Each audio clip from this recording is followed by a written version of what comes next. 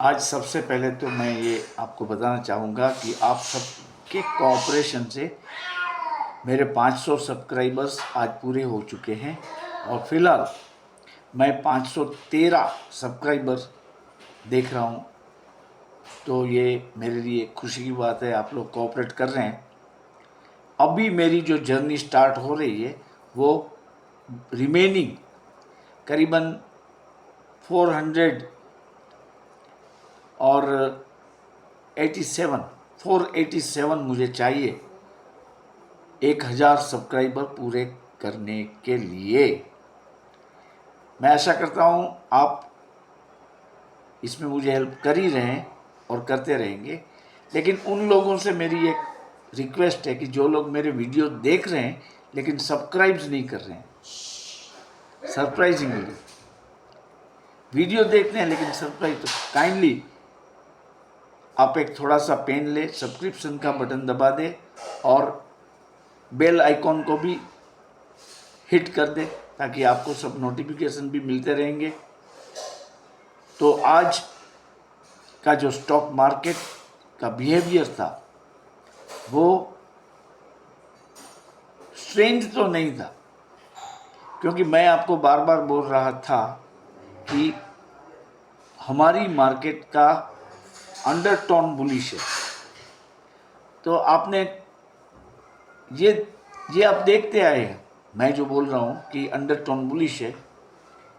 तो एक इसमें अच्छी बात ये ऐड हो गई है कि हमारी जो डोमेस्टिक इंस्टीट्यूशन है वो इस लेवल पे भी काफ़ी बड़ा माल उठा रही है, वो एक बड़ी बात है। देखिए, आज फॉरेन इंस्टीट्यूशन ने 790 करोड़ की बिकवाली कर दी, लेकिन हमारी जो डोमेस्टिक इंस्टीट्यूशंस है उन्होंने 3097 करोड़ रुपीस का माल उठा लिया। तो आपने देखा, इसका मतलब ये हुआ कि हमारी डीआई मार्केट को गिरते हुए नहीं देखेगी।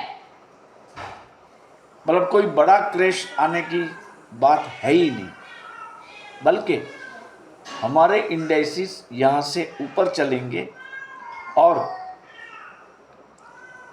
ऑल टाइम हाई को हिट कर देंगे, उसको क्रॉस कर देंगे बिफोर दिस दिवाली। अब आप आज की मार्केट देख लीजिए, काफ़ी अच्छी मार्केट थी। अब मार्केट का ट्रेंड ही मानो रिवर्सल हो गया। निफ्टी 71 पॉइंट ऊपर जाके बंद हुआ 24,770 पे, और बैंक निफ्टी -177 पॉइंट होके बंद रहा 50,685 पे। अभी ये भी दिख रहा है कुछ पेजेस पे, while researching on the possible behavior of Nifty and bank Nifty, ये देखा गया है कि FII है जो फॉरेन इन्वेस्टर है वो बैंक निफ्टी में थोड़े नेगेटिव है और निफ्टी में वो अब भी पॉजिटिव है। इसका मतलब ये हुआ कि बैंक निफ्टी से निफ्टी अच्छा प्रदर्शन करेगा। और एक खुशी की बात यह है कि निफ्टी के प्रीमियम जो है वो बैंक निफ्टी से काफ़ी लो है। कल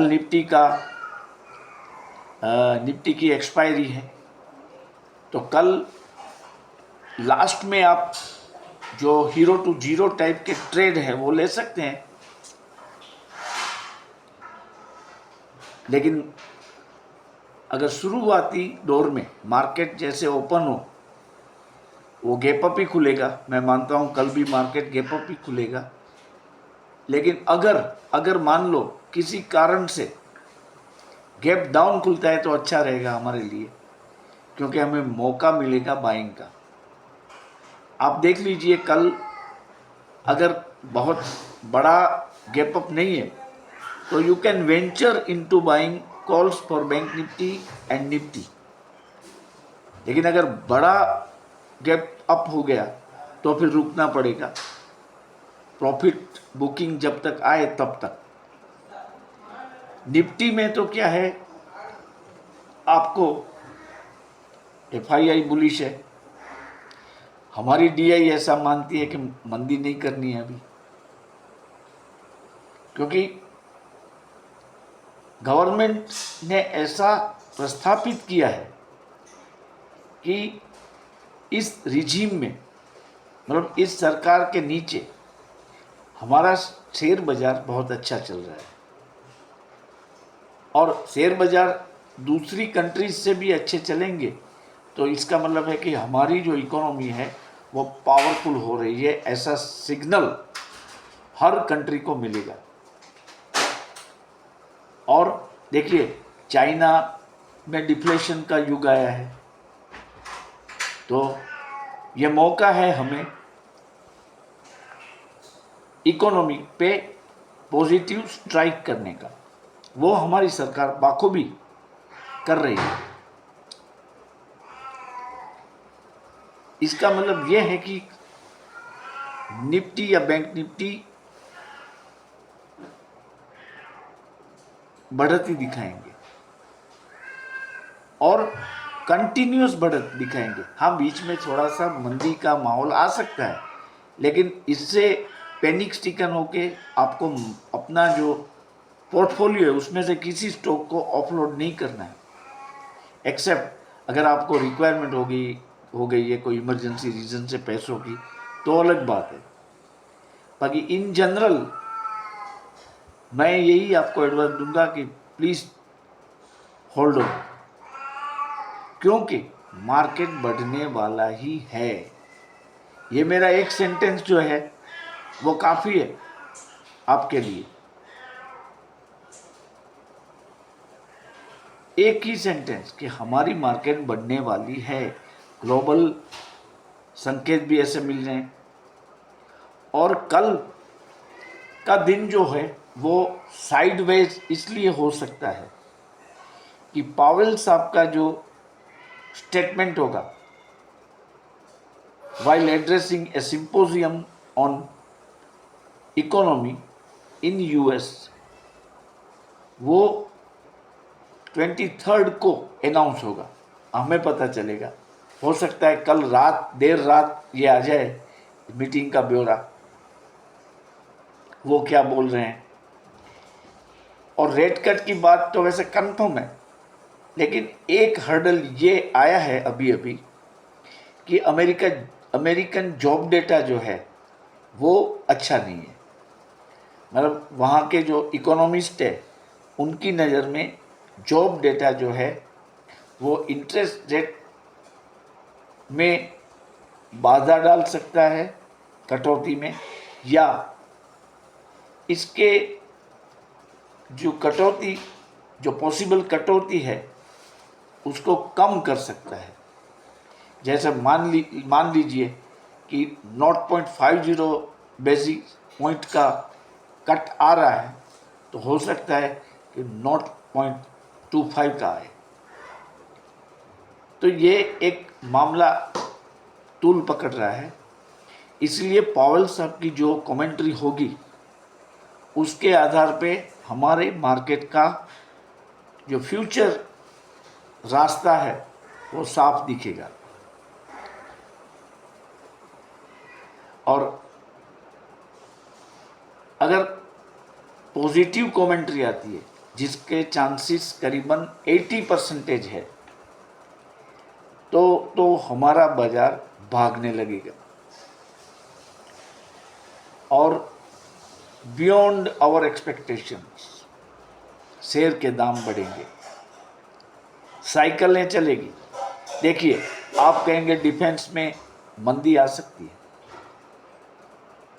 PSU में मंदी आ सकती है, क्योंकि वो बड़े भी इतने हैं। देखिए, अभी ऐसा नहीं है कि ये सेक्टर फेल्योर हो गया, सेक्टर तो चलने वाला है, लेकिन इसकी जो तेजी थी वो अनाप शमाप थी। तो क्या करेंगे आप, बिकवाली तो आएगी, क्योंकि लोग अपने प्रॉफिट को घर तो ले ही जाएंगे।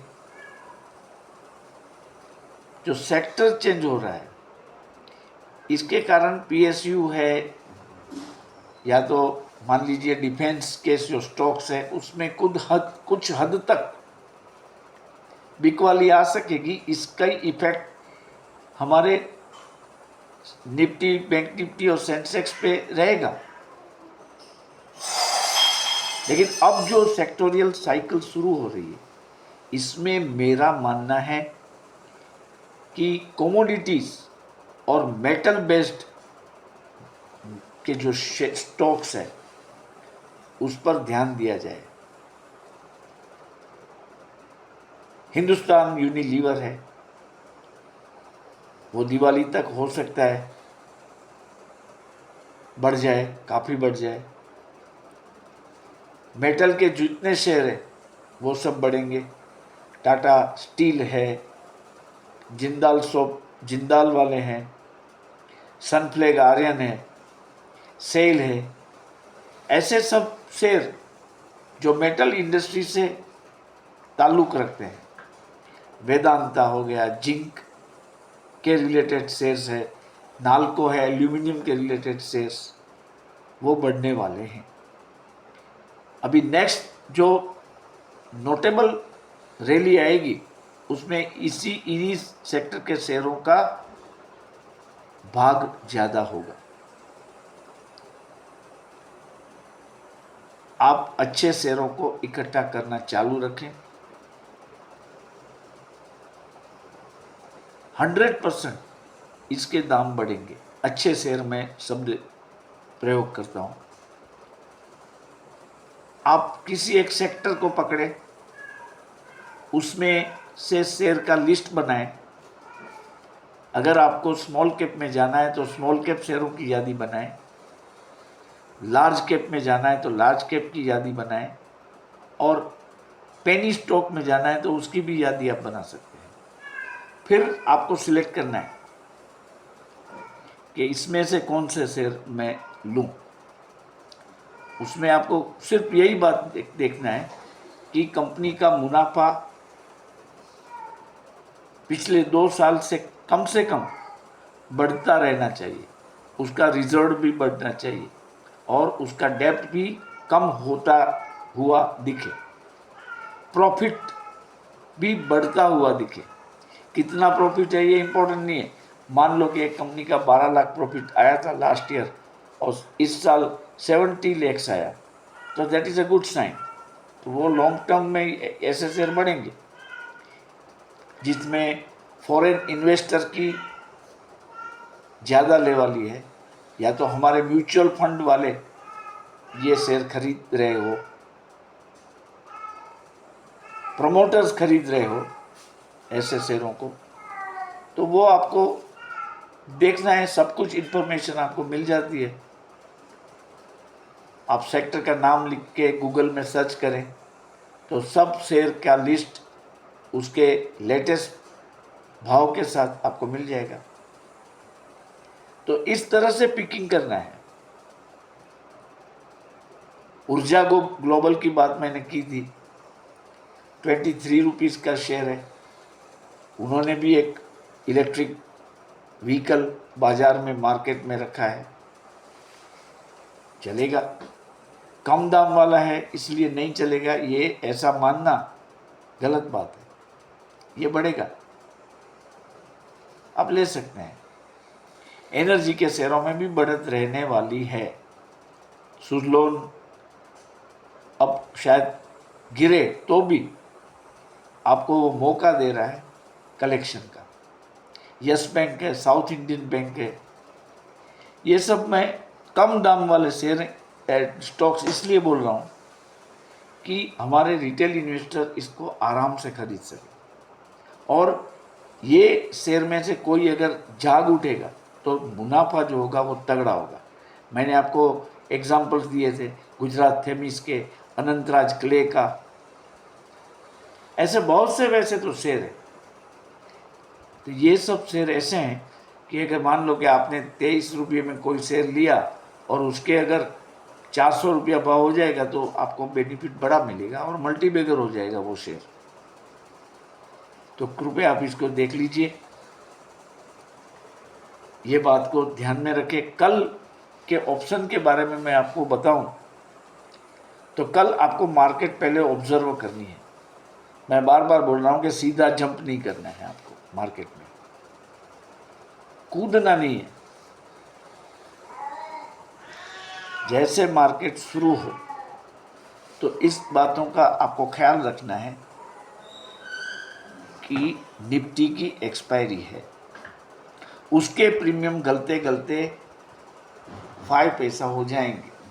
तो उसमें अगर आप कोई venture low in the initial stage, जब भाव बड़े हुए होते हैं 9-15 पे, मान लो कि निफ्टी का ये 24,800 वाले कॉल का फॉर एग्जाम्पल मैं बोल रहा हूँ 300 रुपीज़ प्रीमियम है, तो वही प्रीमियम 2 बजे हो सकता है 50 रुपया रह जाए। तो आप जितने मार्केट को देख के 1:30-2 बजे के बाद निफ्टी में ट्रेड लेंगे तो आपका प्रॉफिट उसमें ज़्यादा आएगा। या तो आप मॉर्निंग में मान लीजिए कि 24,500 का आप कॉल ले लेते हैं, ऐसा मान के कि इससे इधर तक तो पहुंचेगा, अगर डाउन होगा तो भी 24,500 तक आएगा। लेकिन मैं एक चीज़ बताऊं कि जैसे वो डाउन होगा तो उस कॉल की कीमत भी कम हो जाएगी। मान लीजिए कि 24,770 के बदले मार्केट में फिर रेट आता है 24,690, तो आपने जो 24,500 का कॉल लिया है उसका भी प्रीमियम गलेगा, क्योंकि बाजार में सिर्फ तेजी तो नहीं चलने वाली है पूरा दिन, थोड़ा सा अप डाउन तो होगा।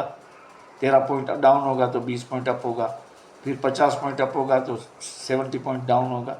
तो ये इसके साथ साथ प्रीमियम गलते रहते हैं। तो कल निफ्टी में ऑप्शन अगर ले आप, तो मैंने आपको मॉर्निंग में सजेस्ट किया था 24,500 वाला, वो आप नेक्स्ट एक्सपायरी का मतलब 29 अगस्त का लेंगे तो अच्छा रहेगा। लेकिन वो पूरा प्राइस देख के एट दी एंड,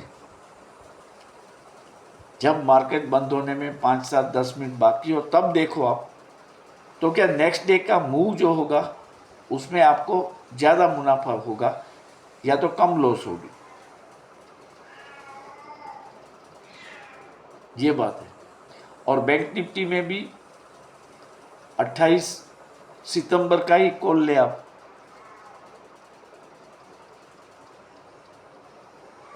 क्योंकि इसमें पावल साहब की कमेंट्री पूरी कवर हो जाएगी और उसमें बढ़त आने वाली है। 50,685 है तो उसमें भी आप 50,500 का कॉल ले लीजिए। आप 2 कॉल ले सकते हैं, जैसे 50,500 का कॉल आप जो लेंगे, इसके साथ साथ आप 50,000 मान लो आपको ऐसा लगता हो कि भी मार्केट बढ़ रही है और बढ़ेगी, तो फिर आपको क्या करना है, 50,700 का कॉल भी उठा सकते हैं। लेकिन उसमें लॉस के जो चांसेस है वो ज़्यादा रहते हैं। लेकिन अगर मार्केट चल गया तो उसमें मुनाफा भी हो सकता है। तो ये चीज़ें ध्यान में रखनी है। लेकिन मैं जो कॉल सजेस्ट कर रहा हूँ फिलहाल वो है 50,500 का, that too for the next expiry. मतलब बैंक निफ्टी में तो आज एक्सपायरी हो गई, तो उसको कल जो आप लेंगे तो वही एक्सपायरी आपको लेनी है, मतलब रनिंग एक्सपायरी लेंगे तो चलेगा। तो आज बस इतना ही। मैं देख रहा हूँ कि मिडल ईस्ट क्राइसिस में भी कोई बड़ा नेगेटिव न्यूज़ नहीं है। फिलहाल डाउ जोन्स, नास्डेक और हमारा गिफ्ट निफ्टी तीनों अच्छे चल रहे हैं, बढ़त के साथ चल रहे हैं। हमारे एडीआर भी अच्छे हैं, HDFC बैंक है, इन्फोटेक है, विप्रो है, ICICI बैंक है, ये सब एडीआर।